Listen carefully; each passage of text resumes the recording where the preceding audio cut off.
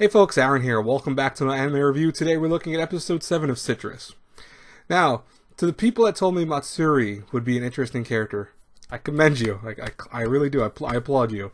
Because I understand why you're saying that now. She is a very interesting element to Citrus. And not in a melodrama way like the Twin Tail Girl was with her love triangle. Because obviously we're going back into another love triangle. That's going to be happening with Yuzu, Mei, and now Matsuri.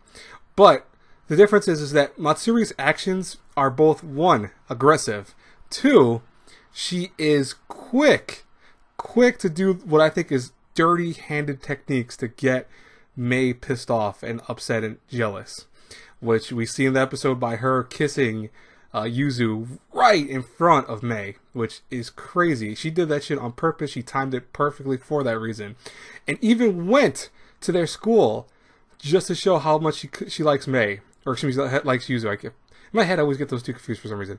But that goes to show you that Matsuri's character is an element of Citrus that I want to see how they're going to play her. Because she could really, to me, almost enhance the show by her being there. First off, I like her as a character. I think she's kind of cool.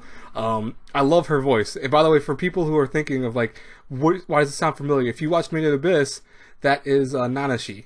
I was thinking of that the whole time, like, this sounds like Nanashi. And then I'm like, oh shit, it really is the voice actress for Nanashi. So I was like, I love that voice actress. She has such a cool voice. It's so adorable. So it was perfect for her character, I think. But this week's episode, having her introduced was a very interesting element because we see that Yuzu is getting closer to Mei and, they are getting really close and they're starting to, I think, feel each other out a little bit more. Not even just as sisters, but as a potential couple.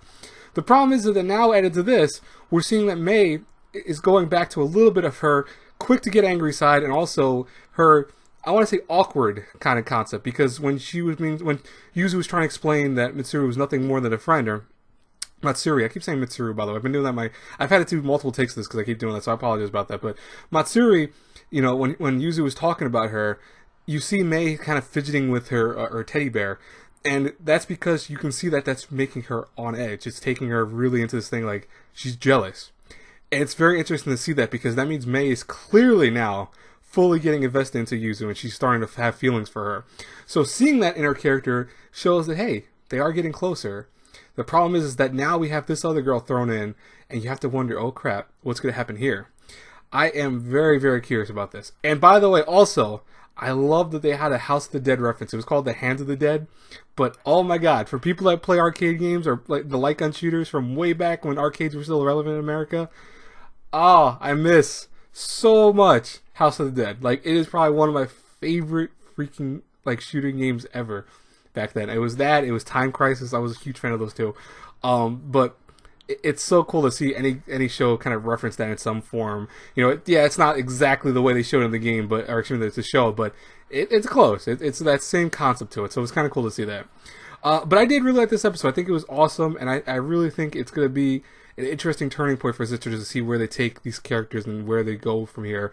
Because I can almost feel like Mei would kind of not resent this other girl, but see her as a real potential threat and might do something physical to her, or even rely on Twin Tails to kind of console her and, get closer to her. That'll be like a whole thing, and then we'll have a love rectangle, which would be interesting to see.